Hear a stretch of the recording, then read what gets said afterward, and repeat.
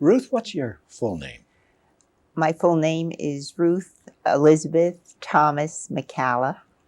Okay, and now I'm going to ask you to tell me what the derivation of each of those names are. Who was Ruth in your Well, family? my mother was Ruth, and I was named Ruth. I named my daughter Ruth, and then when she had a girl, I said, please don't name her Ruth. We have enough problems with Ruths Yes, in one house. yes. So, and then Elizabeth was just a saint's name that my Yes. mother liked. So, and then Thomas is my maiden name, and McCalla is my married name. All right, okay. I gather that you had a nickname growing up, or you didn't have a nickname? Yes, believe it or not, I was Little Ruth. My mother was Big Ruth. Mm-hmm. And then after I got bigger than my mother, and people started calling on the phone, and they said, well, who do you want, Little Ruth or Big Ruth? And they didn't know what to say because they knew how tall I was. And so after a while, we just, it was just a fun thing. Yes. Then it was Mother Ruth and Daughter Ruth. Okay, okay. Now, tell us where you're presently living. I know the answers to some of these questions, but I'd like you to tell us where you're presently living and what your family situation is, who's at home, who's living at home, and so on. Well, presently I'm living at 100 Columbus Avenue, Central Islip. We've been there now for 38 years, and it's been a pleasant house, home. Mm-hmm. We had 4 children, and at this point, no one is at home. Okay, so it's Yeah. an empty nest at the moment. Sort of, but they come back for visits. Okay. So. Do you see them often? Oh, yes. Okay. Mm-hmm. All right. Now, who are the 4 children? Tell me their names, birth order, and a little bit about All right. a little something about each one of them. Oldest daughter is Kim. She lives in Maryland. She's a civil engineer, and she was the head engineer to build Camden Yards in Maryland and also the convention center she just completed over a year or so ago. So she works for the Maryland Stadium Authority, and we're quite proud of her accomplishments. Yes. Ruth is, and Kim is not married. Mm-hmm. Ruth is second child. She's a veterinarian. She lives upstate with her 2 children, and she works in Poughkeepsie, New York. Mm-hmm. And the third is Christopher McCalla. He was one of the first African-American pilots to fly the F-15 in the United States, but he's currently now a pilot with United and loves flying. And our 4th child is Richard. He lives in Patchogue, and he is a general contractor. And this is what he's always wanted to do, and he's building quite a nice business for himself. Isn't that great? Very different talents, too, each one of the youngsters. Well, that was sort of my goal. When I had children, I made sure that no one had to copy the one before. Yes. And I could see their talents early on, and certainly they are all doing what they wanted to do from an early childhood. Because Kim, at one time, she always liked to build things, put things together. And when she was just 3, she said, Mommy, one day I'm going to build a city. And when they flashed the lights at Camden Yards on opening day, I said, Kim, this is your city. Oh, isn't that great? And Ruthie loved animals from the time she was little. She had tanks of frogs, and she color-coded them and had the names down on each tank. And I said, Ruth, you better have roll call every morning because I don't want anything hopping around in that room after you leave for school. And Chris always loved flying. And I said to him, do you still want to fly? And he said yes. And so, and Richard was always his own person. Yes. And he's doing exactly what he wants to do. Oh, that's great. I have great. 4 grandchildren, and Nikki is 16. Ruthie has a girl and a boy, Nikki, and Michael is 13. And then Christopher has 2 boys, 10 and 7. Okay, 10 and 7. Yeah. Tell me about the grandchildren. Tell me about their personalities and I'm just glad I interests. don't have to bring up children Yes. nowadays. Nikki is great. I enjoy being with her. She's my only granddaughter. And she's a typical teenager. We're looking into colleges now. Okay. And she just And got her she's driving 16? permit. Is she Yeah. 16? Uh-huh. So she does her driving Mm-hmm. and quite independent. That's a big rite of passage right there. Yes. Right. Michael loves to fish. And I don't like to fish. Uh-huh. But we will take him to wherever he wants to go. Yes. And my youngest son will take him out on the boats when he comes down. Mm-hmm. And then little Chris and Austin, they live in Virginia, and they're kind of young yet, but Yes. they're individuals and they're doing their own thing too. Okay. You mentioned that the visits are frequent. You get to see the grandchildren. You get yes. to see your kids Mhm. often. Where were you born, Ruth? I was born in the Bronx, New York, up in the Williamsbridge section, which That's is the country, just about. yeah, on the borderline or of it Mount was at Vernon, one time, right? anyway. At one time, and I think that's what drew my parents there because they are both from Maryland, Uh-huh. and we had a two-family house, but it was taken over by one family because I'm one of 9 children, Uh-huh. and so we just used the whole house as one. And it made it very nice because my parents down in the first floor, we had the living room, dining room, kitchen, my parents' bedroom, and whatever current baby's bedroom Yes. was next door. Yes. And then upstairs, it was all bedrooms. All bedrooms. And we had the one living room, and that was our living room. Ah. And so when we had guests, we could take them upstairs into that living room. Then we had a basement where we had a playroom and also a kitchen and a bathroom downstairs. Uh-huh. So it was quite a nice. We had a backyard, and Where as did you it, say, there was? Did you say a kitchen downstairs and a In- kitchen on the first floor yes, too? And the kitchen down in the basement was the one that was used for parties and right. stuff. Mom Mhm. kept the freezer down there, Okay. so Yes. we have snacks and everything that. And then we had a bathroom upstairs Okay. too. So So that's a full house yeah, with Mhm. 9 siblings. You said. yes, Mhm. Yeah. Where are you in the birth order? Right in the middle. Okay. They're 2 girls and 2 boys older, and they're 2 girls and 2 boys younger. Oh, my. So I'm number 5. Oh my. So we okay. had the big 4 and the little 4. Yes. Yes. And so I kind of hung with both groups. Because of my height, I could go out with the big 4, and I was mother to the little 4. So What did you learn from your brothers and sisters? well, we have a great family.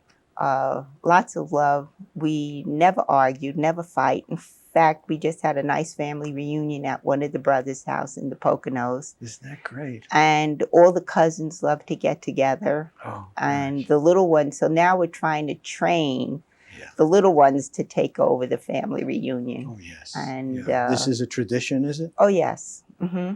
And what we do, my sister, who's close to me, she's only a year and a half younger. And when we started doing it, what we do is highlight one member of the family, and it's a surprise. Only my sister and I decide who it's going to be. How great. And I write up a little story about everything that happened, and then I make a hat for them with all the little things great. in their life. And so this time we did our baby sister. And she The was youngest something of else. all Right. of the girls. Okay. Right, Yeah. right, of all of us, Oh, period. yeah. See, we had 2 girls, 2 boys, 2 girls, 2 boys, 1 girl. So when I had my 2 girls, I knew I would start with 2 boys. And that's exactly what I said, but I'm ending there. Oh, yes. Okay.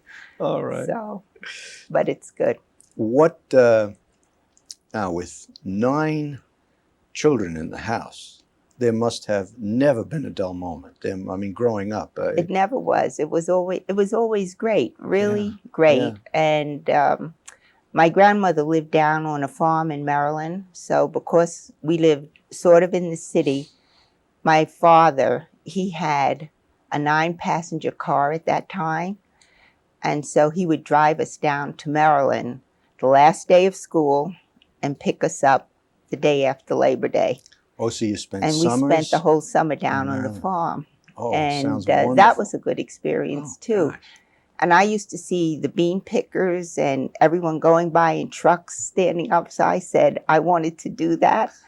And would you believe they put me on one of those trucks one day? And I picked beans. And well, that sort of cured me for wanting to go bean picking Oh, I'll again, bet it because did. that Yes. was hard. That's hard And I work. was just young at the time, Oh, like an gosh. early teen. But You must have looked forward to was the fun. summers, though, just to get we down to did, we Maryland. did, because we had the stream where we Oh, geez. would go swimming. Sounds And idyllic. then my uncle up on the hill trained race horses, so he always had horses, and we could never ride them. My older Yes. sisters and brothers did, Yes. but we were too young to ride them. What are But, some of your earliest childhood memories, Ruth? Well, my childhood was happy. We were always together. We did things together, and I guess Can you we think had of big one? Could you think Christmases were always a big thing in our Okay. family. Mhm. And when my older sisters moved away, and they would come, I had one sister, her husband was in the Foreign Service. So when they would come home, we would have like a big gathering, and you would not believe the gifts.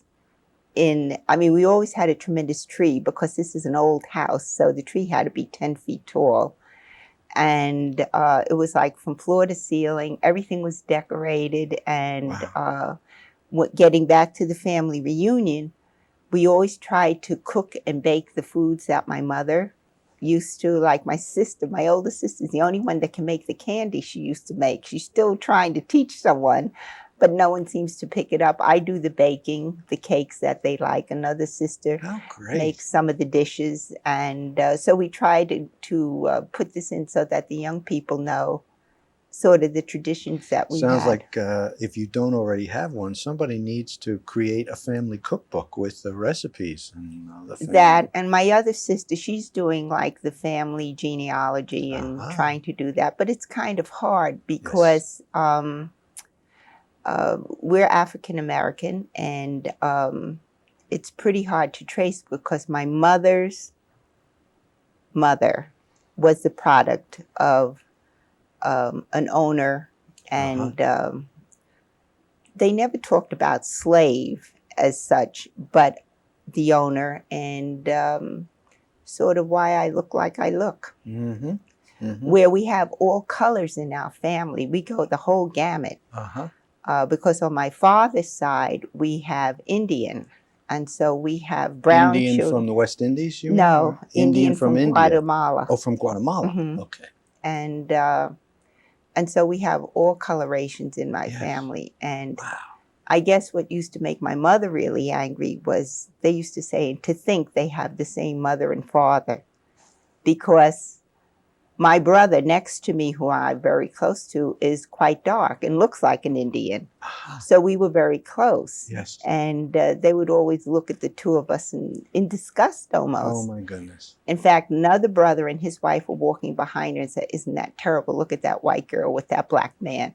Oh. And this was years ago. Yes. And so my brother just said, "Well, they're brothers and sisters, Yes, yes. But that was always somewhat now, of a problem. You mentioned, or you started to talk about the difficulty of doing a genealogy on your mother's side of the family. Right. You've obviously done some, or someone in the family has attempted to do right. that. Mm-hmm. And it sounds as if you got back at least into the middle of the 1800s to... Yeah, just about that far. We can't seem to get back too much further because were the folks originally from the Maryland area? Yeah. That's so they've remained in that part of the country. Exactly. Mm-hmm. Mm-hmm. Yeah. And what about on your father's side of the family now? We can't really go too far back because his nieces don't want to talk about it. I see. Yes. And so they have a lot of the material. Oh dear. And they're getting up. They're way in their 80s. Oh dear. And And time but doesn't we stand try to still. question them Yeah. about it, and they just shut it down right away. So I don't know if we'll be able to pick up the threads later on Yeah. or what. Yeah. But we'll keep trying. Yeah, yes. Oh, Yeah. what a fascinating project, though, Yeah. to be able to, because I suspect that at least in your mother's side of the family, that there are roots that go way back into American history that. Well, my sister and I really have to get down to Maryland and start to do some really heavy times, investigating that we haven't had really a chance to yet. Well, put that on the list, Ruth. That's It is something on else. the list. Okay, It it's is already on the list, but my sister says to me, Ruth, when are we going to do this? I Yes. said, we will. We'll get to it. We'll get to Okay. it. What kind of memories do you have of your mom growing up? Well, it was really funny because, well, my mother definitely was a stay-at-home mom. Was she? Okay. And she never yelled, never fussed. Okay. And my father was always out working and everything. So, but Daddy always walked around in his white shirt and tie. Yes. You always saw him like that. Yes. And he was a graduate of Cornell, and he majored in chemistry and biology. And he went to work down at Tuskegee and worked down there. But because of the way he looked, he was very fair. And he was bugged a couple of times. And that's when he said he wasn't going to bring up his family in the South. And that's when he moved to New York after that. I see. The South meaning Maryland. Yeah. No, the South meaning Tuskegee. Tuskegee. Oh, I see. Okay. All right. And then the interesting part about it, my daughter Ruth went to college down there and got her vet med Is that where degree she did down it? there. Oh, Yeah. okay. Now, am I missing something, or would your father's education have been something that he really stood out from among his peers at that time, having been able to accomplish that? Right. Because that sounds like a major accomplishment Oh, for a it man was. of his generation. Yeah, well, his mother was determined that he would go to college. I see. And I guess he liked biology and sciences, and so he went to Cornell. And was his mother also from Maryland? Yes. Yes. That's okay. Yeah. And he was the youngest boy after 3 girls. I see. And his 3 sisters were teachers. Oh boy. Yeah. So there's a very educated family. Yes. Oh, yes. And my mother graduated from Morgan. And, but, she started having her family, so she never pursued a career. But my mother was always into theater. And so we always had to learn poetry and to be able to recite and speak properly. Yes. And did you as brothers and sisters put on little performances and plays, or not so much performances and plays, but we usually had to have something to say when company was around. And well, naturally when you were asked to say it, you didn't jump out there and say it on your own. Okay. Play school growing up? Believe it or not, I hated to play school. Anytime the children I said, no, I don't want to play school. I much rather play baseball. Yes, okay. And the sports. And really teaching was the furthest thing from my mind. And I did go to Catholic high school, and I scored to be, at that time, even though they didn't call it tracking and things like that, you were put into certain grades according to your marks. And so I was to go to college. But I always wanted to be a nurse. I read all the Nancy Drew books. I read all the nursing books. I wanted to be a nurse. And I was accepted up at the College of New Rochelle. But being one of 9, I knew my parents couldn't afford to send me there. So I went to guidance and I said, where are the scholarships for nursing? And she looked at me and she said, who told you there were scholarships for nursing? Oh. And I said, there's scholarships for everything else. There has to be scholarships for nursing. And she said, well, I'll get back to you. And I waited and waited and Yes. waited. And the time got to be too late. Yes. Uh-huh. And so I went to my homeroom teacher and I said, Sister Maureen, I have to go to college. There's no two ways about it. I have to go to college. So she said, well, take the test for Hunter College. Yes. She said, you'll pass it. So I did, and I did pass it. And that's where I went to Hunter College. Mm-hmm. So Hunter College was an education Yes. college. So I started taking education courses. And Was Hunter still at the same location it is today? well, when I started, they just started to integrate it Mhm. with men. Okay. And so I lived up in the Bronx, so I was up on the Bronx campus, I see. which was fine with me because I didn't really want to have to go way downtown Yes. to 68th Street. Yes. So I was up on the Uptown campus for 3 years, taking education courses and not enjoying it at all. My I said, goodness. oh my God, what am I going to do? I'm going to Life be is a so funny. teacher Yes. and I don't like it. Yes. So I kept going. And then the fourth year, they were supposed to bring all the courses up, but they didn't. And so because those days you had to graduate on time also. So I said, look, I have to graduate in June. Well, that's September. I went to school during the day, during the night, summer school. I was in school for one entire year, day and night. Day and night. But I graduated Yes. June of 55. Wow. And I said, well, I guess I'm going to be a teacher. And I did my student teaching and everything, and I started to like it a little bit more. Uh-huh.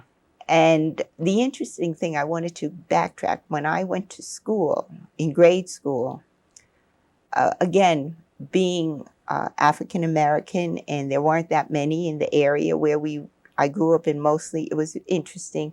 Jewish on one side, Italians on the other side, Oh, my and we're goodness. Catholics, so there were Wow. Irish all around us. But this one block, Mm-hmm.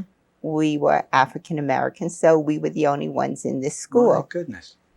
And in second grade, they told my mother, oh, be lucky if she gets out of 8th grade. And this is the way you were tracked in those days, but my mother would have nothing, wouldn't hear of that. And so we just went on. So when I had to do my student teaching, I said, that's where I want to do my student teaching, back in that school. And do you know, they wouldn't even accept me as a student teacher because I told them what grades I wanted. So I would get back to those teachers that said yes. I wouldn't get out of 8th Yes. grade. And it was only a few of the young teachers that would accept me. Come to find out, these teachers didn't have a teaching degree. And, they had from the normal school. Yes. And so I imagine they were intimidated Sure. by what I would bring to the class. Yeah. You were a threat. And, but anyway, I did what I wanted to do. And at that time, the people from North Babylon came to Hunter looking for teachers. And so I came out and I interviewed in North Babylon, and I liked it because it reminded me of where I was living. It was like farm country out here too. Okay. And so I started teaching in North Babylon, and I taught there for approximately 3 years. Now, before we pursue that part of the story, which I want to get back to, let me go back to your older brothers and sisters. You had mentioned that were there any other of your siblings that went into education or that became? No. No, you were the first then of your siblings to become a teacher. A teacher, but they all went to college. Yes, but you were the first to become a teacher in Right. your family.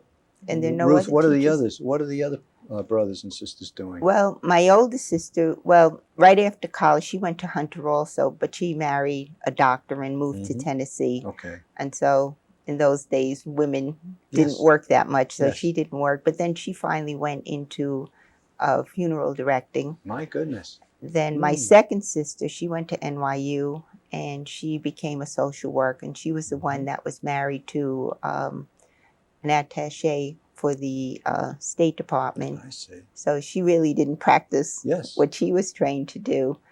Then my brothers went into the service because, the Mm-hmm. wars were then. Mm-hmm. But my oldest brother, he became a funeral director after coming out of the service. And then my other brother opened up his own business, a meatpacking firm. And that was interesting too, because there weren't too many African Americans I would say that could get yeah. into meatpacking Mhm. and they gave him a terrible Oh time. gosh.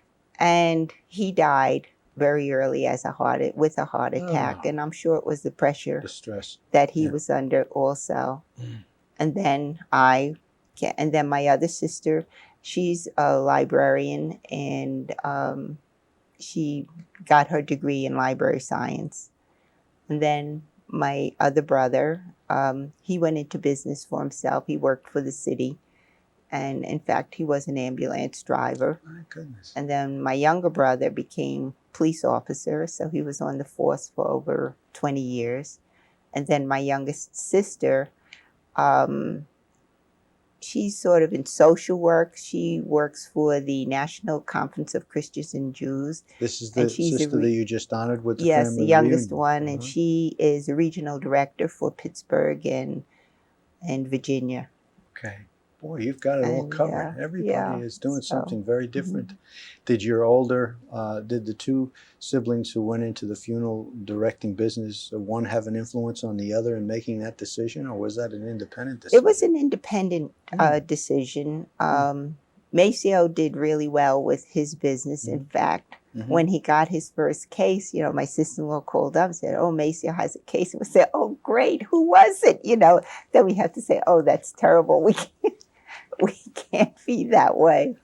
But he had a very good business, and we learned a lot. Yes, yes. And then my sister, the oldest, her husband was a doctor, and he worked with cancer patients. Oh, and boy. so he really didn't want her to be in that business. Oh, gosh, no. Oh, so boy. she would have to Yes. use her maiden name, and Oh, she did gosh. reconstruction. She didn't really go in for funeral directing. She just went into the reconstruction when someone has to have that done. Yes. That was her Yes. specialty. Oh, boy.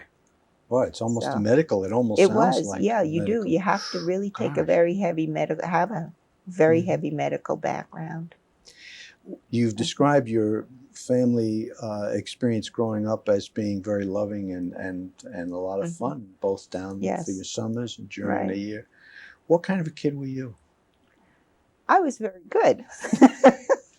I She really said. was. No, because I was very close to my mother. And like I said, because of my size, I have been this tall, not this big, this tall since I was 13 years old. Oh, I see.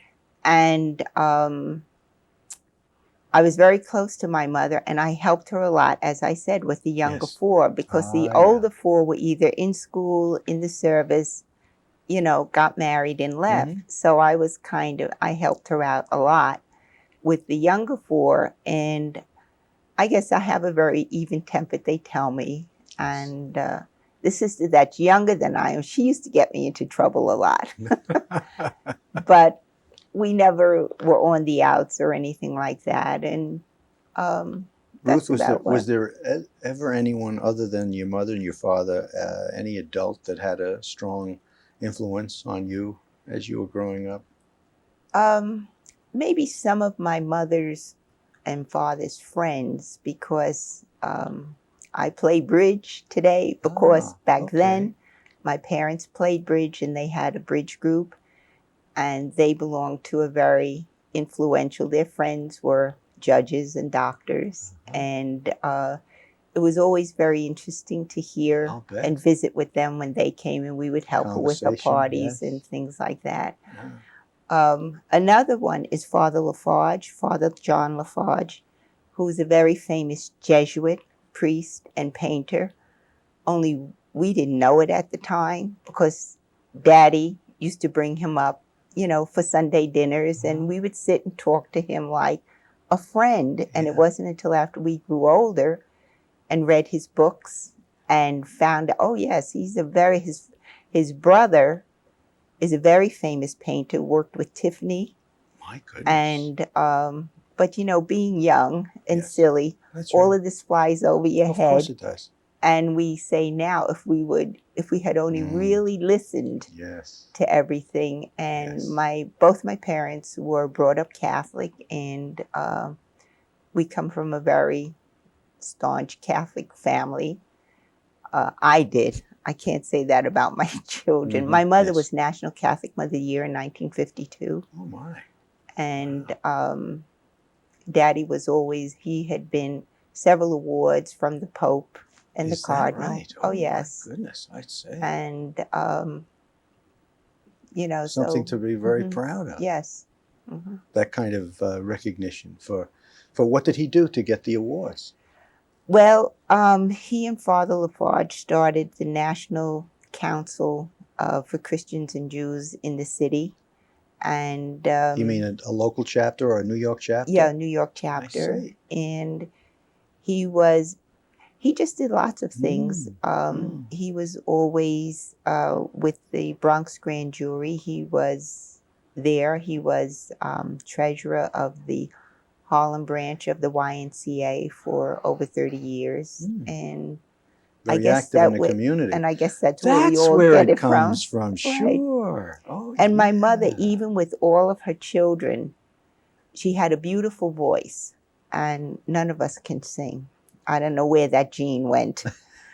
But she sang at a lot of, always in church, Christmas, always PTAs, local places. And we always enjoyed listening to her. We So that always was had her music. passion. She Yeah. enjoyed music. And the theater and things like Yes, in the that. theater. Now, you've mentioned that you kind of got into education by just, I guess, the fact that you made some choices that put you into Hunter, that one day there you were in school. Right. So I guess there was not any one person or any one moment where somebody advised you or told you that this is what you should do. You just kind of right. you Not evolved really. in it. Exactly. And after I had been teaching for years, I said, you see, this is where I really belong. Because after being around nurses and hospitals and things like that, through association, I found out that's where I didn't belong. Isn't that interesting? So you did have a guardian angel watching out for you. Truly. Yeah. Because I have thoroughly enjoyed teaching and working with the children. Yes. Yeah. And could you name some of your chums from high school, some of your early child friendships? Did you stay in touch with any of them, or are you still friendly with any of them? It's interesting. Being one of 9, we didn't have a lot of friends. Okay. Yeah, I can and understand that was a revelation to me when I got married and moved out to West Babylon, was where we first lived, because I was teaching in North Babylon. And really, here I was in this little apartment, and I was saying, oh my goodness, this is terrible. Because number one, I was never used to such a close space. We always had this tremendous house. And I said, and it was the first time I was ever alone. Because whatever we did, we always had some member of the family. Oh, sure. And I said, my goodness, I really don't have any friends. And so that was a revelation to me. And it's sort of the way I operate now. I still don't have a whole lot of friends. Because my mother always said also that if you have 1 or 2 friends along the way, that's all you really need. You're fortunate, and Catherine, that's kind of the way I've operated all my life. So I really don't have a whole lot of friends. But you have one heck of a big family. Yeah. Yes. And it's true. And we can always make a party. Yes. Now, I take it, when you slept on the second floor of that house as a child up in the Bronx, you didn't have your own room. You shared it with somebody. Well, I shared one room once in a while until my older sisters got married. And then when they moved out, then we had our own rooms. Okay. And the younger 4 had their own rooms. All right. Can you describe one of those rooms from memory? Well, my mother, she let us do whatever we wanted to our room. Yeah. And so I said, okay, I'm going to paint this room. And I painted it fuchsia. I painted the furniture black, Okay. and I had this this green spread. I dyed my white spread green. And when I got in that room, I used to get a headache every time because of the colors. So I said, oh my goodness, this isn't going to That's do. wonderful. And I would have lights all over the place because I That's couldn't wonderful. see. Yeah. But I'm glad I asked. I had to live with it because that was my decision. And that was kind of the way my brothers naturally had typical boys' rooms with everything plastered all over the walls. But did you have chores, things that you were responsible for doing? yes, my sister and I would have to clean the house on Saturday, and I mean from top to bottom, the rugs and everything. And we just did, and we sort of round robin the dishes because we didn't have a dishwasher or anything like that. No. Okay. And that was another chore that when it came down to just my husband and myself, I didn't know how to cook for two people because I was so accustomed to cooking For for a gang. 9, and we always had friends, and we always sat down to this huge dinner table. All of us always sat down. Wow. And I remember one time my mother had left and I was cooking and Daddy brought up some company. I figured, I'm going to do really good. And she always said, put the vegetable juice into the gravy. And well, this time it was spinach. And so when I put the vegetable juice into the gravy, turned the gravy green. And I'm saying, oh my goodness, how could I put green gravy on the table? But I kind of used the gravy master, made it a very dark brown. Yes. But that was another hard thing to There you were. You brought some of that creativity to the kitchen. Do you remember your first paying job? Oh yes. Well, we were babysitters. You see, we lived across the street from this project called Hillside Homes, and it was mostly a Jewish project. And so we learned to observe the Jewish holidays just as well because the whole community was that way. And then my older sisters used to have the babysitting job. And then when they became older teenagers and didn't want to babysit, then we moved in to those particular jobs because we always had a reputation. So those were actually my first paying jobs. And then I worked in a local dry goods store on the corner of Boston Road and worked there for a while. Then would this have been high school, like even before high school? Yeah. Okay. Because I can remember working downtown. My father got us, my sister. When I say us, my sister and I, we're only a year and a half apart, so we did a lot together. Okay. And so we worked downtown in another type of a department store, and we worked there mainly Thursdays and Saturdays and holidays because we were still in school. This would have been summers. Just for spending money. Right. Right. Because at an early age, we handled our own expenses. And then when we got into high school, my sister and I worked downtown at B. Altman's. And again. Downtown in Manhattan. Right. Yeah. Right. 34th Street, 5th Avenue. And so we worked down there like all through my college years. That really kept me in college because I did not like sales work. Isn't that interesting? Yes. And I said, I know I can do something better than this. And that's what kept me in school. Yeah. Was there a family holiday that was important, that brought everybody together, or that you really enjoyed? The big holiday of the year? Yeah, Christmas. Christmas was. Would it have been Christmas Eve, Christmas Day? Christmas Day. Everything was done Christmas Day. In fact, nothing was done before Christmas. No tree, nothing.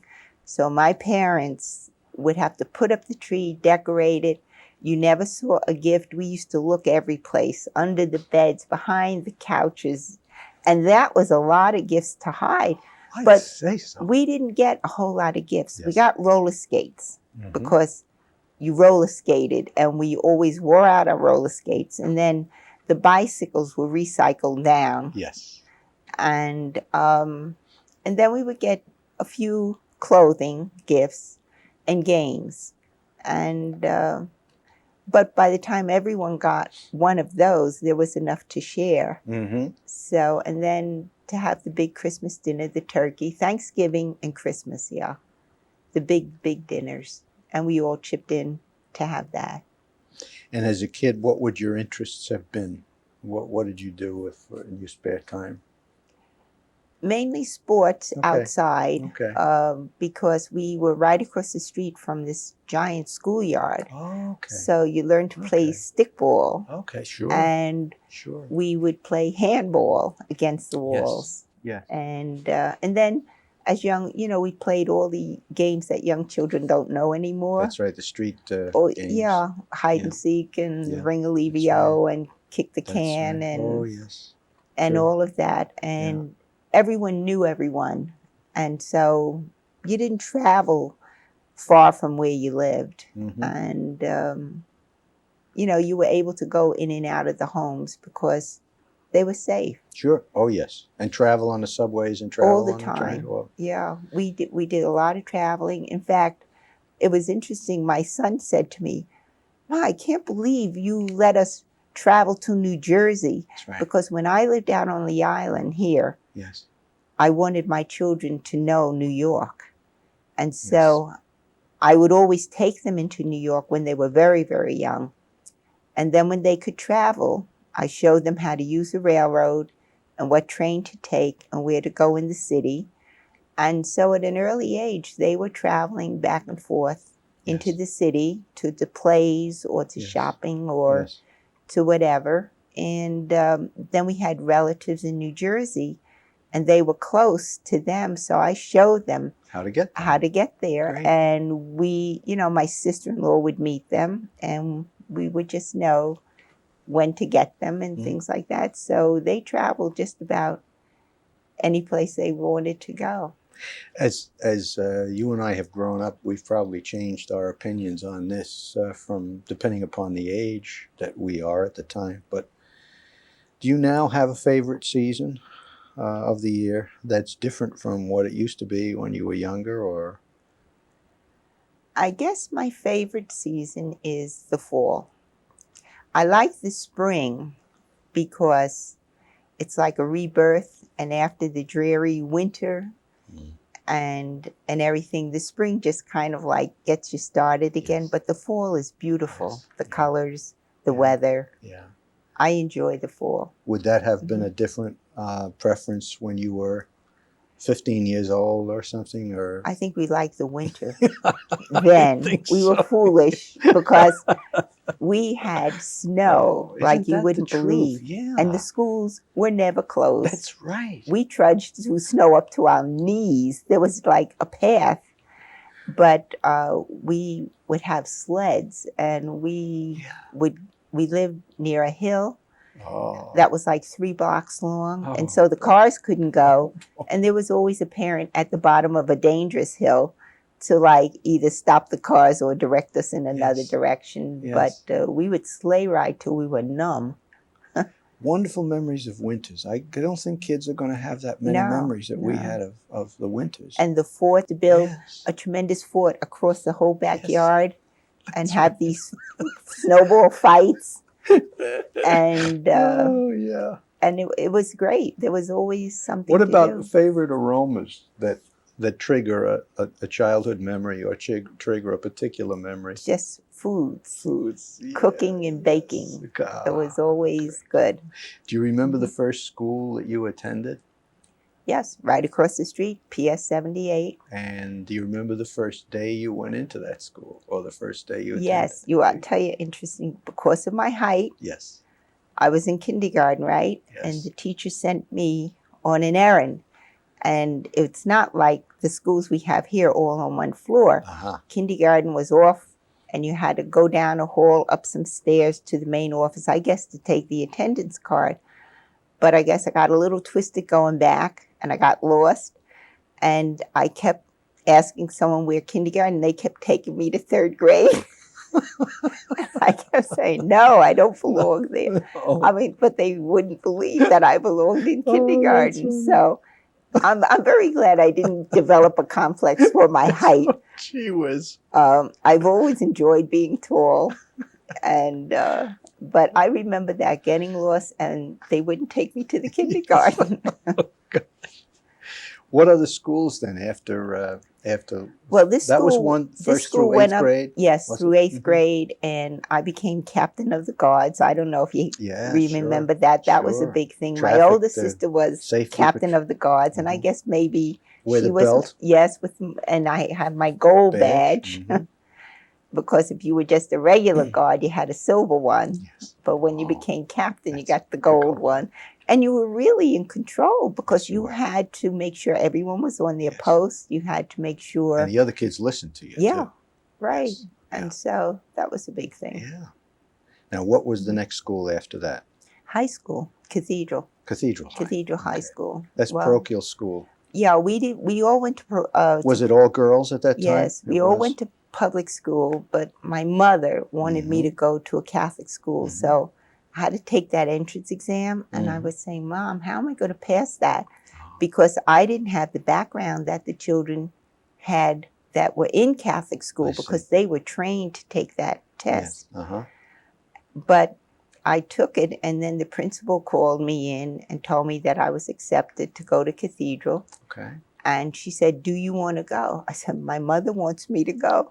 So she said, no. I asked, do you want to go? I said, if my mother wants me to go, I want to go. And that's it. But now you said she. Was that a nun? no, This is no, a lay this teacher? was, yeah, Mhm. public school. Oh, it was a This public was school? public school, right? Mrs. McKay, and she was one of the few okay. women principals at that time. Oh, I see. And she was excellent. I remember her too, because she, as an indication, took into consideration what the child wanted. Yes. You evidently And, remember some of your other teachers, too, yeah, from the early grades. some as of well. them. Some of them. I take it And- for good reasons and for bad, yeah, sometimes not so for good. bad Right. impression that they Yeah, left on you. Yeah, Right. it's true, because you knew how they were judging you, and you Yes. learned that early on. Yes. And kind of learned your spot early on boy. too. And you knew that you had to do well Mhm. and to be honest, and because they were ready to blame you for things even back then. So Yeah. you knew you could just never put yourself in that kind of a situation. Plus the fact my parents did not want to come to school Oh, yes. for a Right. problem. For any reason, So, right. For a problem. yeah, right. so we were pretty What good. about after Cathedral, Ruth? What did you do then? Where did you go then? Hunter. You went to Yeah, Hunter? went to Hunter. Okay. Mhm. And then, as you said, they came and they recruited, or you Yeah, they in the- recruited for North Babylon, and And when you got to Babylon and were teaching in Babylon, then you did your graduate work someplace. I truly didn't do my graduate work until later. Yeah. Because, like I said, I taught in North Babylon, and that again was an interesting situation because there were about 5 of us, and we would travel around to see the different schools and to talk to the various principals. And then they took me apart, and they interviewed me separately. Oh. And, and then they started asking me what my ethnic background was and all of this. And I pretended I really didn't know what they were talking about, because I was going to have them come out and ask me exactly Yes. what I was. Yes. And then when I told them, they would say, oh, well, we have to know, because if the people in the community ask us, we want to be on top of everything. So I let that go, because I'd gotten accustomed to that type of questioning over the years. And I knew the type of person that I was, and I knew I could do the job as long as they let me. And I made some very good friends in North Babylon. And at the time we were rooming with, 3 of us were rooming with a family, because you didn't have transportation. We didn't have cars. And so we walked to school, which was over a mile every day up Deer Park Avenue. And and that was a nice experience because there were three young ladies that we were together, and we were together for the whole year, and then I got married the second year, and that was good. When you said you eventually did your graduate work, you did it while you were teaching then? Yes, yeah, because I always wanted to get my master's, but after I got married, naturally the children started coming, and it seemed like every time I signed a contract, I got pregnant. Okay. And then back in those days, you were supposed to leave in your third month. Yes. But that's a whole other story, isn't it? Oh yeah. And so I said, this is ridiculous, so I wouldn't tell them. And I would teach up to where I could. And like my first daughter was due in February. And so I knew that if you taught the first month of the following year, you got credit for the whole year. Okay. So I had to get through January 31st. Okay. But I would just stand tall. And at those times, I never wore maternity dresses, just bigger clothes. Right. And at that time, it was those tent styles that flowed. So perfect. Yes. It worked. And I managed to get to the next month. And I stayed home a year, and then I figured, I just have one. I'll go back. Forget it. I got pregnant again. And so I said, okay, she was due in March. So I said, let me get to the first month. And I did.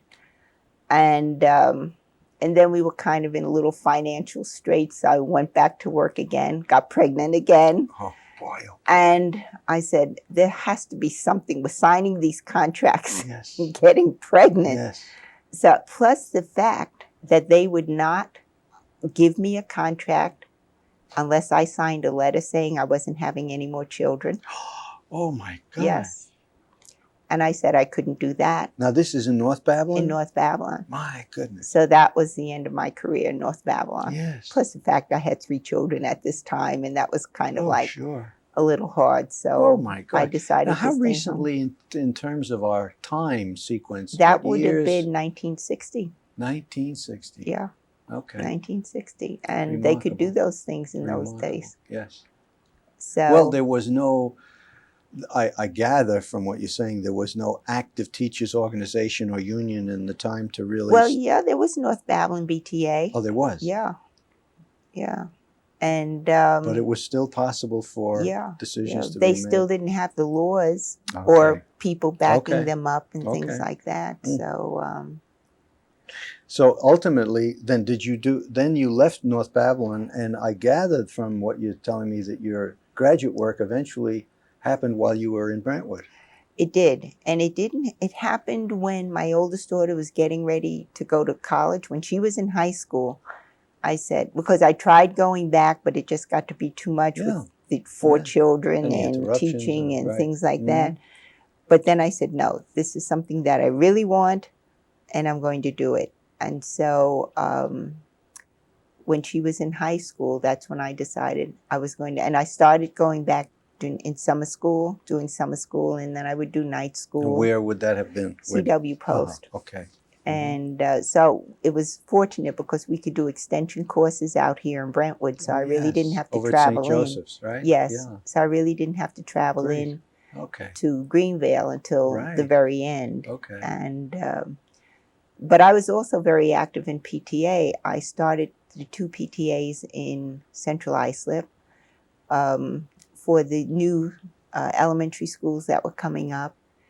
And I was on PTA council, and I received their Jenkins Memorial Award. Oh my goodness! And so there's your community service setting in very early. Oh boy! And so the children say, "Mommy, you're going to die," because I would go to teach, and I had to do, and I did it in counseling, so I also had to do field work. And I said, well, if I die, put that diploma in my hand and say, this is what she died for. Yes. But everything worked out. And I received my master's before Kim went off to school. What were your favorite subjects in school when you were before college? I mean, when you were in high school, what were your favorite subjects? Science mainly, which is why I feel I was drawn into the nursing part of it, because I still like the medicine part. Was there something But that you didn't enjoy at all in school? Something, a subject matter that you didn't enjoy? yeah, I didn't care for history Uh-huh. that much. Okay. Yeah. Mm-hmm. English, going to Catholic school, you learn to Oh, enjoy sure. that. Oh, yes. And Diagramming sentences. right. I had to learn all of that too. Where did Brentwood come into this picture? How did that happen? Well, I lived in Central Islip, and I started to substitute because I was afraid to sign another contract. Yes. So I started teaching in substituting in North Babylon because I figured I knew the people and knew the situation. So I went, I did that. And then I said, well, let me just put an application into Brentwood. And then Brentwood started calling me earlier and longer, more. And so then I dropped North Babylon and just started substituting in Brentwood. And I substituted in phys ed for, I can't remember the name of the phys ed teacher. She had a heart attack in like October. And so I substituted for her till like May. And she wasn't coming back the next year. So they asked me would I take the position over. And I said, but I'm not certified to teach phys ed. But they were a little more lenient back in those days. So they said, well, as long as you take courses in that line, we can keep you. So, and that's what I would do, take 6 credits a semester. So your career in Brentwood began as a substitute and then segued into the phys ed. Phys ed, and I did that for 3 years. And then I knew they couldn't give me tenure because I never became certified in phys ed. Yes. So, and then I said, oh, I see the writing on the wall. Let me get back into this field where I belong. Okay. And so then the third time I started teaching at Pine Park with Mr. Fishman. Is he the one who interviewed you?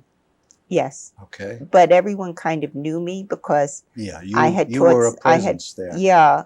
Phys ed in so many different schools that I knew all the principals, and it was a matter of me picking the school. Well, you must have been familiar with Brentwood then by the time that you took that position, so that Brentwood was not a new experience for you. No. What do you have any memories or do you have any recollections of your impressions of the community at that time? What they would have been? I thought it was a very nice community. Like, I used to hear a lot of negative things, and I would say, but that's not really so. Yeah. In fact, Pine Park was targeted as one of the not so great schools to teach in. Oh. But it was great, and it was like a family. Everyone knew each other, and you were all interested in each other's problems, happy times, sad times. Yeah. And so it was a very nice experience. An extended for me. family. So. Yeah. And what subjects and what grade were you teaching then? Well, I taught 2nd grade for several years. And then I bumped up to 4th grade and taught that for several years.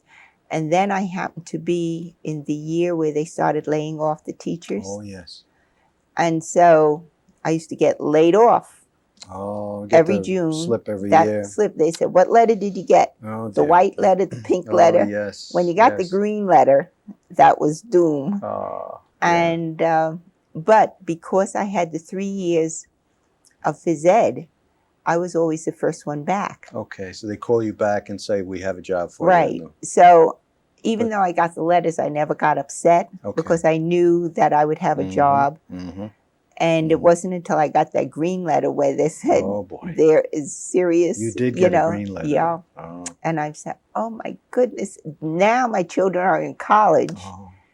And I'm saying, and I'm going to be without a job. At one time I had 3 children in college for 1 year. And, trying to get all of those tuitions together. I said, look, I'm not trying to buy a house. I'm just trying to educate my children. Yes. And college was not what it costs today. No. And they all went, Kim went to Carnegie Mellon.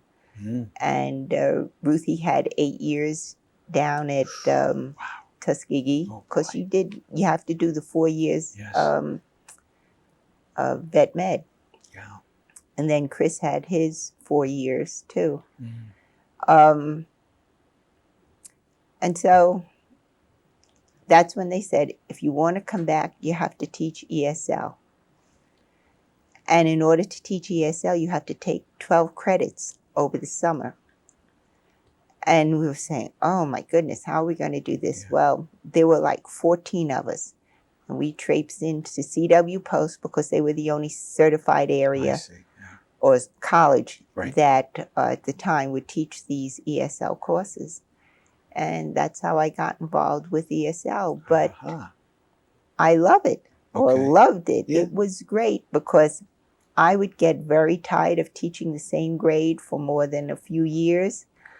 And so this gave me what I needed. I could teach from 1st to 6th, kindergarten actually to 6th, Wow. because I Yes. did elementary. Yes. And it gave me an excellent background because I had taught all those grades. I had taught kindergarten because every time I would come back after being laid off, You get a different I assignment. had to teach whatever assignment was available. Mm-hmm. And one particular time, we had just taken Ruthie down to Tuskegee. We had just gotten back Labor Day. There's this letter saying you're going to teach kindergarten. And I called the secretary, Martha Milton. And I said, Martha, who went berserk in that front office to give me kindergarten? She says, oh, Ruth, you'll do fine, you'll do fine. So I taught kindergarten. Well, these children came in screaming and crying. Yes.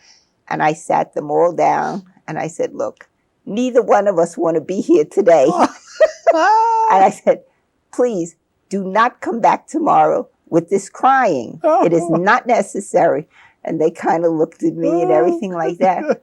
Believe it or not, the next day, my class was standing there just as straight, not screaming, not crying. The other class was carrying on. Oh, and I said, you see how you look when you scream and cry? Yes, yes. And it was really a chore. I had just finished teaching 4th grade. I didn't even know how to talk to these children. And I said, I can't draw. I can't play the piano. I can't sing. I said, what am I doing in kindergarten? Oh, isn't that funny? And I really had to do so much research and so much work. I mean, I was crawling out of the school. Yes, I believe that. And it was 2 sessions at that time, morning and afternoon. And I found out, like, in the afternoon, I was really exhausted. Oh, God. And I didn't have the enthusiasm that I had in the morning. So I said, okay, this is not fair to the afternoon class. So what I devised was I would teach a new lesson in the morning and a new lesson in the afternoon. And then I would teach that afternoon lesson in the morning. And that kind of gave me the momentum that I needed. But one time, the reading consultant came in. He said, Ruth, Bob Mers, what are these children doing? I said, ask any one of them what they're doing. And he would go over and they said, we're putting out papers in alphabetical order. I couldn't even have talk. And I would just tell him, you see the A up there, you find the A, you turn it over. You see the B up there, you find the B, you turn it over. And that's what they were doing. And he said, this will be the only kindergarten ready for 3rd grade. I said, because one time I said, okay, fold your papers in 4 columns. Well, half of them started to cry. Others balled it up. And someone ripped it. I said, okay, stop. Stop. I forgot. I said, take the corners and match it. Okay. And I really had to come down. Yes, After a while, there was vocabulary that I couldn't even come down. I said, look, this is the way it is. You just have to learn these words. Oh, and the amount of energy that is required. I have the most respect for kindergarten and 1st grade teachers. Yeah, me too. And I went to my friend who was teaching 1st grade. I said, what do you want these children to know? And she would tell me, and because believe it or not, Brentwood did not have a kindergarten curriculum. And I had nothing to work from. So she would tell me, and that's the way I devised what I would teach. And then I had this little girl that read everything in the room. So I said, what am I going to do? Why am I going to teach her A if she can read? Already read. So I went again to my friend in 1st grade and I said to her, look, I have this little girl who can read. She does not need to be in my class for this, but she was immature. She needed to be in kindergarten. Yes. So she would take her for reading. And then whenever she would read with like her lowest group, Yes. she would come and get her. Okay. And so I Okay. made sure she got She her got in first individual grade too. attention. Sure.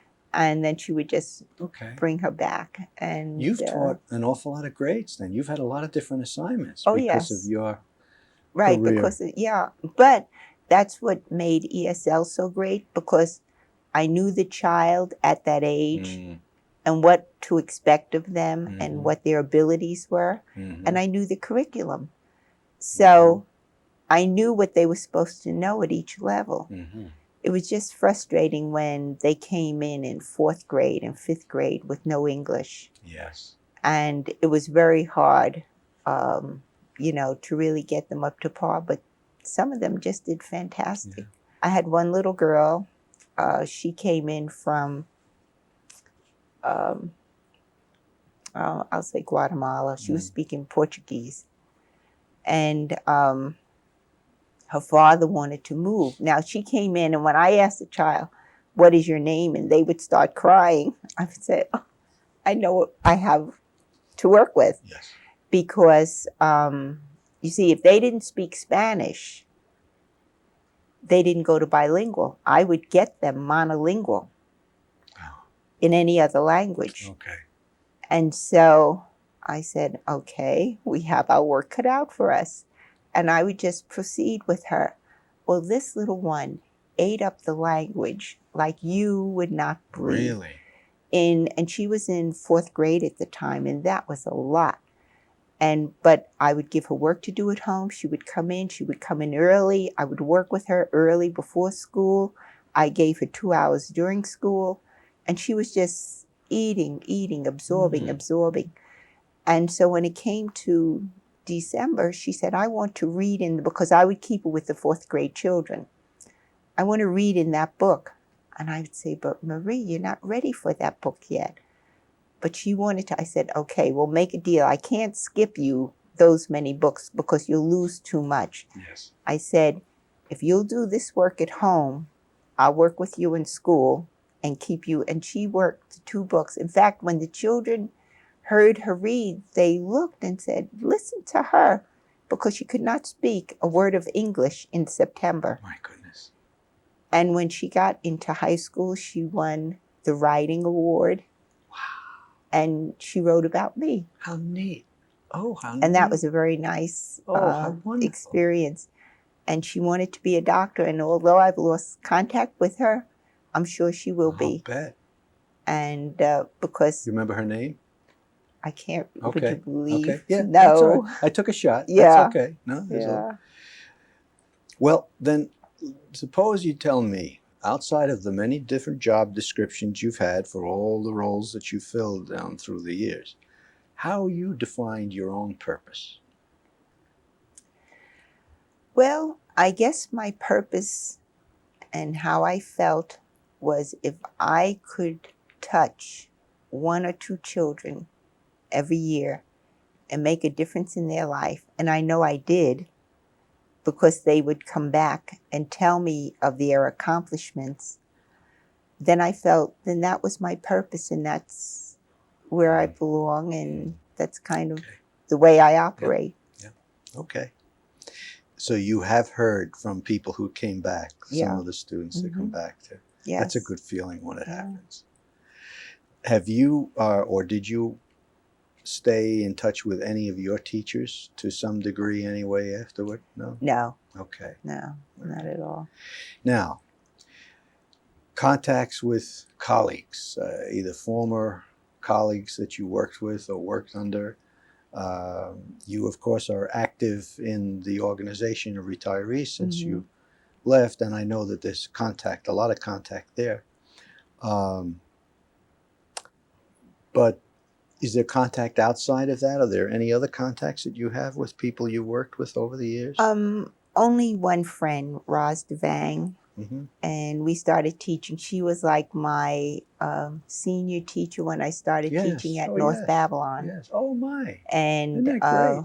we have been friends over the years. Isn't she moved to that California, wonderful? but she never forgets a that date is or a time or wonderful. anything. Wonderful. So we're in close contact there. terrific. And then another friend, we went from high school to college together. I stay in contact with her.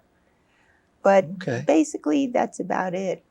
Were you active at some point with the Brentwood Teachers Organization, Ruth? Did you? Yes, I was a representative for BTA with Northeast. With Northeast. Mm-hmm. And but early on, I was very active with ESL Mm-hmm. and on the state level. Okay. And I was chairperson for the Long Island zone. Okay, so that happened even before you got involved with BTA. You were Sort of, involved on a right, state level. yes, definitely. And hosted a convention Oh out my. here Okay. in the Brentwood schools. So you came Very with effective. credentials when you started to get Uh-huh. involved with BTA. Then you already had Yeah, established that. yeah. And then I'm also very active with honorary teachers organization called Delta Kappa Gamma. It's an international organization. Mm-hmm. And I have been chapter president. And Does that go back to your Hunter Association by any chance, or is that? no, you have to be a teacher 5 years before you're Okay. invited into I it. see. I And Uh-huh. again, when I got into it, I said, "Oh gosh, what am I doing in here?" Because Right. again, the token. Yes. But then I said, I'm not going to let that be. Okay. I'm going to show them, Mm-hmm. you know, what I can Okay. do. And I've Okay. been very active up on the state level also. I mean, I could have been president, but I didn't need all of that. Yes. Right. There's but so much of my time that I really want to donate to outside. I'm still a family person, Yes. and family comes first. Mm-hmm. There, of course. Then, so as far as your involvement or participation in the BTA, to some degree, at least, it was limited by your many other involvements with other Right. organizations. Now, I want to know if your definition of union has changed over the years. If you still feel the same way about unions that you did 20, 30 years ago. Well, I feel unions are necessary because unless you have, how should I say, a unified thought on issues, then it's very hard to get things accomplished. And for that reason, yes, I am a backing of union. So you essentially still feel the same way about their importance and Oh, yes. you did, many years ago. Are there any individuals that you have met down through the years in your involvement in Brentwood and your work in Brentwood that made a lasting impression on you because of the importance that they served either to teachers or to the district or to kids? Some people, of course, you as an activist, you've met many other activists. And, Right. some of them leave indelible marks on you and memories of them or associations with them that you take with. And I'm just wondering if there are people who you would care to mention as having had that impact. There aren't too many. I think Dottie Zuckerman.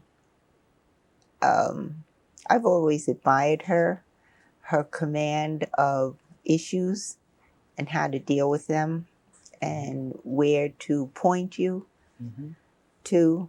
I think basically that's the one person. I've always had a good rapport with all the principals. You work with Dottie too in the same. The last, at Northeast. At Northeast, okay.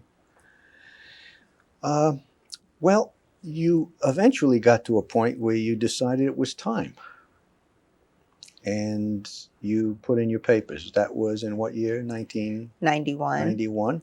But that really came about, again, evolving. Really? I don't think I do too much pre-planning. Isn't that interesting? Yeah. Because I had said, well, it was getting very hard to teach ESL. They were expecting an awful lot of an ESL teacher, and they do to this day. When I first started teaching ESL, we had our own room and we had our own TA. And you could do so much more. You had so much more space. Then over the years, they got you down to a half a room and a half a TA. with twice as many children. Yes. And then they expected you to have the children on level in the various subject areas. And I found that I really wasn't being the kind of teacher that I enjoyed being, that I knew I could be. I was just trying to get in there and do this paperwork and push them to a certain point. And there wasn't a whole lot of enjoyment there. And so I had thought, well, okay, I'll teach another 3 years. That'll give me 30 years. And I think my husband had already retired. And so I said, I think I'll do that. And then I was kind of aging to the right age. And so then they came down with this incentive that gave me the 3 years. Okay. Okay. And you had to make up your mind in Really 2 quick. weeks. Yes. Yes. And so that's it. I had taken Dottie's first course years ago. Yes. Years The ago. Ready or Not class. Right. Where I think the first year she taught it. But that was always in the back of my mind. And it was good to take it that You bet. long ago because I was always putting things in place. Mm-hmm. And so then when I said, okay, this is it. And I went to Dottie and I said, show me that I'll be making the same amount of money that I make now in retirement. And if it comes out to that, then I'm going. And it did. So I said, well, okay, I'm only getting half of my paycheck anyway because the other half goes to the government. That's right. So I said, I might as well just live on this half. And so that was my big decision. So you've had 7 years. Is this the 7th year of your retirement now, or? Yeah. You've had a lot of time for practice. It went fast. Too fast, really. Your last assignment was, of course, in the same building in Northeast, right? Yes. With where Dottie worked. But you haven't been sitting on your laurels. You've been very, very active. Right. Yeah. But before we talk about what you've been doing since retirement, I realized that I've neglected to ask you about your husband. Talk about him a little bit. Tell me about him. Okay. We have been married for... Your husband's name is? Irwin McCalla. Okay. We call him Mac. Okay. He's better known as Mac. Yes. And he worked for Grumman. And when he left Grumman, he was a vice president. And he was there for 30-some years. And then he started to get ailments. And so I said, look, it's better that you retire now, too, which sort of helped me make my decision, too. Exactly. Sure. Plus, with the incentive and everything, we just decided we would just start to do things that we put off and weren't able to do. For people who don't know Mac, tell me, what kind of a guy is Mac? Well, he's an engineer. And engineers have to fit in a box. And with me not being able to fit in a box, it's been an interesting 41 years. But I admire him because he does stick to his guns. He is a perfectionist, which makes it a little hard. And an interesting thing that I have to tell you, all of us married only children. Really? That is interesting. And I say that's another box. My goodness, yes, yeah. Because coming from a large family where you shared everything, there was conversation, there was movement all the time. To come to someone who there's only quietness. Was shaped profoundly differently. Right. Don't use my things, don't touch my things, leave this alone. Oh boy. Yeah, that was different. Another whole thing to get used to. Fascinating. Because, well, you guys have succeeded at your marriage because it's how many years now? It's what? 41. 41. Yeah. God bless. Yeah. Till 45, I get the Purple Heart. But we've had a good time, and so you got credit for 30 years too in education. Do you remember what your first salary was when you went to North Valley? First annual salary? It was $5,000. And that was another reason why I came out here, because they were paying more than the city at the time. And we had said, I had said, whoa, when my husband gets to $10,000, because he wasn't Oh, I making a whole remember. lot more. Yes, yes, I yes. said, we'll be rich. All Yes, our problems will be yes, solved. And I yes. said, that has come and gone so Oh, fast. sure. Oh, sure. um, We but remember those days when yeah, 10,000 was the right. goal. Yeah. What have you been doing since you retired? I know that you're a busy lady. Can you give us an idea of some of the things that you've been involved with? Well, I've gotten more involved in the church, um, with some of the ministries there, which I've sort of always put off. And I'm involved with the ministry to Catholics of African ancestry, and I've learned a lot Ah, where that's concerned. I feel it's an important thing in the Catholic Church because, again, Catholics will move to the back. I mean, Black Catholics will Black move to the Catholics, back. yes. Yeah. And coming up, they used to say, you have so many strikes against you. You're not only African American, but you're Catholic too, That's because true. many of our friends were not Yes. Catholic. Yeah. And I've gotten involved with single mothers, trying to help them get their life back together, mainly through a reading program that emanated from the Delta Kappa Gamma Teachers I Group, see. because I when I see. was president, one of my issues that I wanted to follow through on was teaching children to read and to enjoy reading Mm-hmm. at a very early age, and found out that many of these single mothers didn't know the first thing about parenting or teaching children how to read. Yeah. And Yes. so that has been a challenge, and a very successful one, because we went to a Christmas party. It's with Catholic Charities. And they had this Christmas party, and and I had invited the young girl and her little boy. He's 3 now, and he was just not even a year old when I met her. And when he was given his Christmas gift from Santa, there was a book and a toy, and he put the toy aside and took the book and climbed up in my lap to read. Oh, So I said, yes. that answers it all. Yes. And because, the young lady would say, what can I do for you? What can I do for you? You've done so much for me. I said, read a story to your little boy every night. She Beautiful. said, every night? And I said, yes, every night.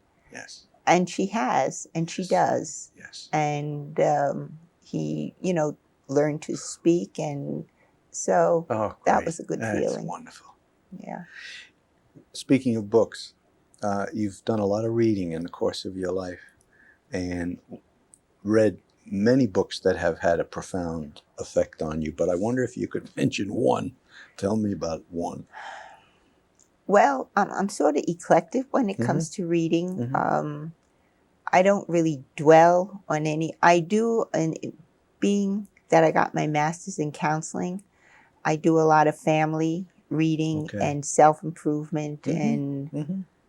I think that's sort of where my reading goes. I don't really do that much Okay. pleasure reading. Yes. Uh, Is there one book in that category that you could mention? um, I really can't say Okay. at this All right. time. Okay. Okay. Yeah. Who have your heroes been throughout your life? My heroes. Well, I was, like I said, from coming up in the family that we did, or that I did, Mm-hmm. we were exposed to a lot of important people. Mm-hmm. And those were kind of like my heroes. I mean, I have met Marian Anderson Oh, wow. and Oh, marvelous. Oh, that's a personal contact. Thurgood Marshall. Gosh. And Oh, wow. but we were very young at the time, and lots of people, Jackie Robinson. My father knew all these people, and for them to come to the house was like just But no special right, occasion. but as a child, there is a name recognition, and then when you see them in the Right. public spotlight, and you hear them acknowledged for their greatness and for Right. their contributions, that has had to have a profound effect upon And you just knew that that's the that role was model. where That's you the role wanted to model. move. Yes. That's Oh, how the wonderful. avenue where you wanted Oh, to that's be in. wonderful.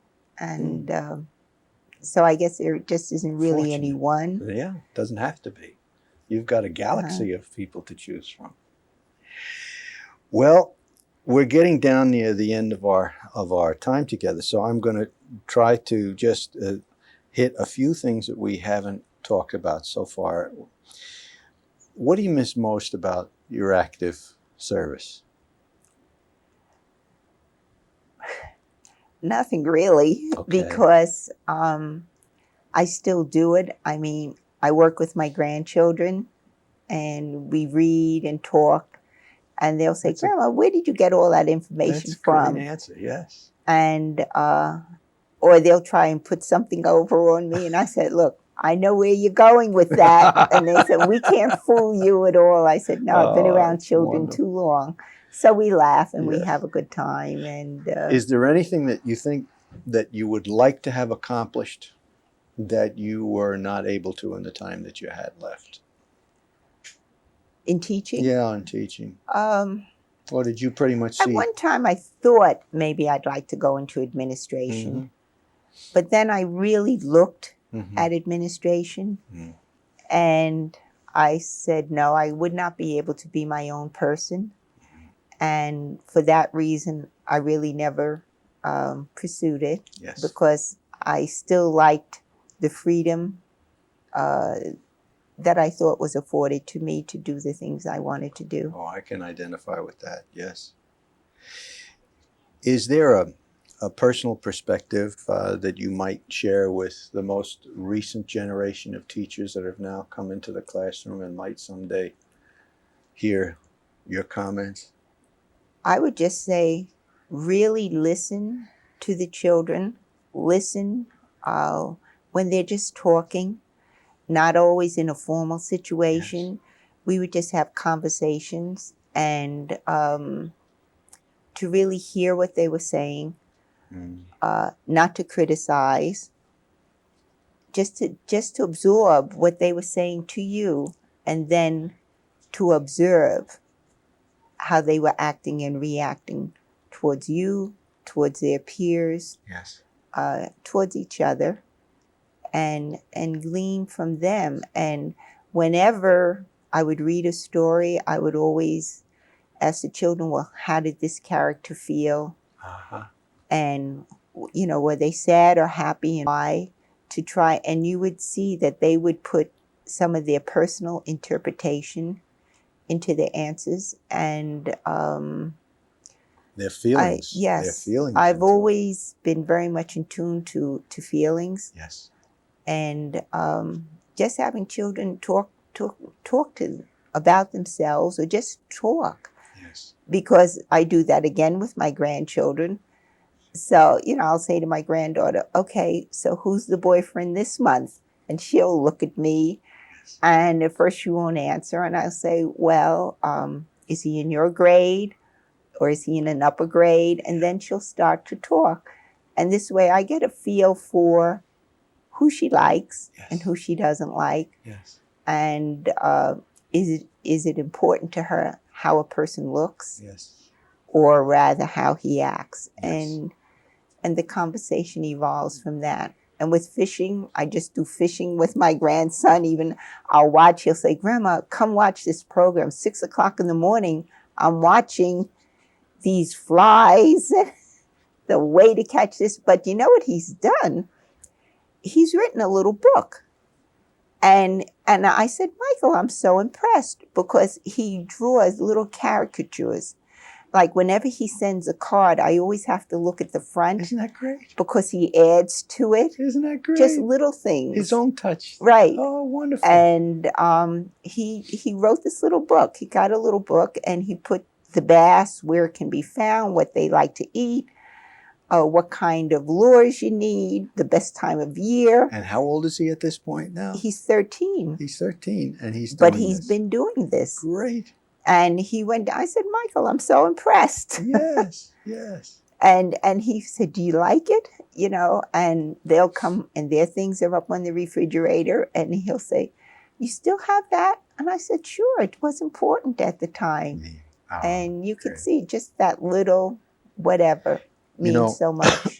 Excuse me, one of the things that I haven't asked you about is your arms. You have these bands on you. You told me before we went on camera, but tell me Right. what that is. Well, my mother died from cancer, and then I had a brother that died from cancer. And he just passed away in the last 2 years, and I was very much with him and his wife. His wife passed away the year before of cancer. And so I got very much into what was needed and what they were going through. And what I do now is I donate platelets. It takes about an hour and 15 minutes where they draw your blood from one arm and it goes through this machine and it separates the platelets and the plasma. And then somehow or another they put it all back together again and put it back in this arm. And they're really, and this way, when cancer patients have to have chemo and they use the platelets, instead of giving them blood transfusions, because they would need so many blood transfusions to get the little bit of platelets, this gives them a heavy dose of the platelets that they need Which to build up their blood. Their immune system. Right? Yeah, to build up their blood system. And so I do that once a month. One of the many other community investments or social investments that you have made.